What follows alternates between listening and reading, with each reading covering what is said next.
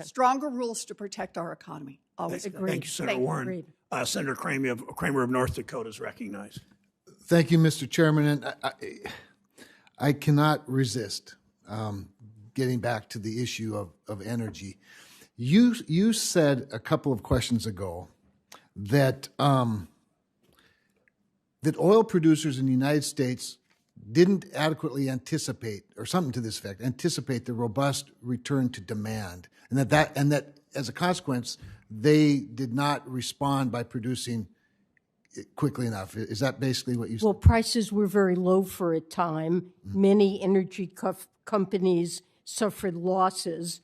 I think they were gun shy about putting themselves in a similar position, and so they cut production and investment, and were probably surprised to see the rapid recovery and run-up in oil prices that resulted. Since that time, though, there has been a run-up in oil price. I don't necessarily agree with your assessment of the situation there, but giving you the benefit of the doubt, let me tell you what else they respond to. They respond to chilling market signals being sent by this administration every single day. And this hearing is a pretty good example of it. When I look at FSOC action on climate-related financial risks, it is one message after another. Do not produce more oil in the United States of America. You've got John Kerry running around the world saying, don't buy ours, buy somebody else's.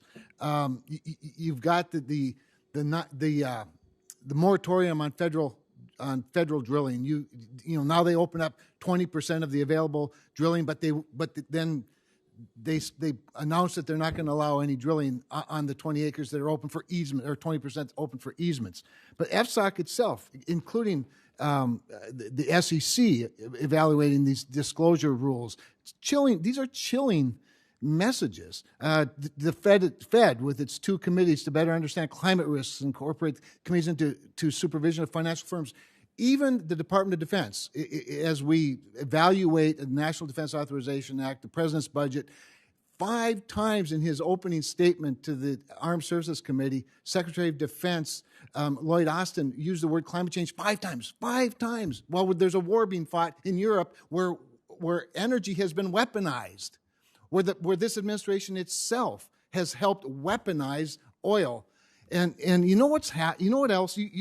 Earlier, Senator Cortez Masto said inflation started with a $1.9 trillion tax cut, and that they're what led to an economy. Let me tell you what they led to. They led to an economy where we became energy dominant, because not only did the previous administration cut taxes, it cut regulations. And we became the #1 producer of oil and gas in the world. And our dominance at that same time lowered greenhouse gas emissions. If the goal is better climate action, produce more in the United States. We are living at a time when our friends in Europe are pleading with us. They voluntarily cut themselves off from hostile energy production in Russia and other places.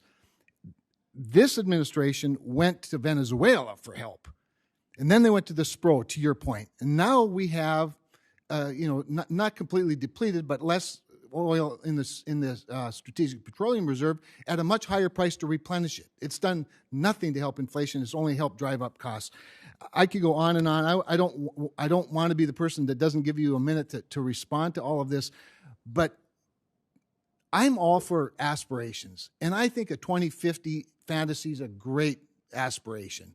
But there's a 2022 reality facing the American consumer, facing the globe, facing national security, international security. And I just think let's get every regulator back in their own lane, and let's deal with the reality in 2022. I'll give you a moment to respond.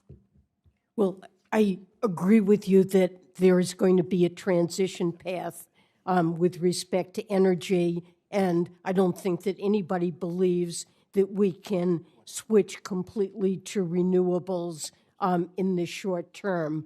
But the current situation certainly emphasizes the need for energy production now from fossil fuels. It should remind us, especially coupled with the increasingly dire predictions of scientists, that our grandchildren won't be able to have an inhabitable planet if we don't address the risks associated with climate change, we should not lose our focus on the need to transition as rapidly as possible to a path in which fossil fuels play a much less important role. And financial institutions themselves have recognized this.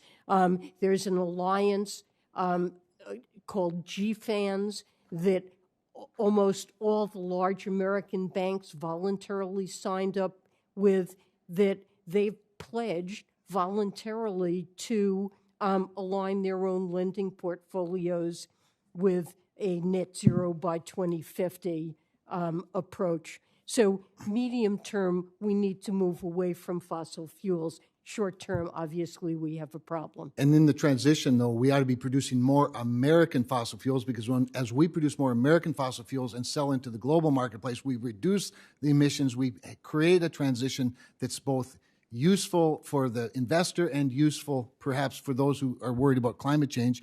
And I've gone over my time. Appreciate Thank you, Senator Cramer. Thank you, Mr. Chairman. Senator Smith from Minnesota is recognized from her office. Thank you, Chair Brown, and thank you, Secretary Yellen. It's wonderful to see you.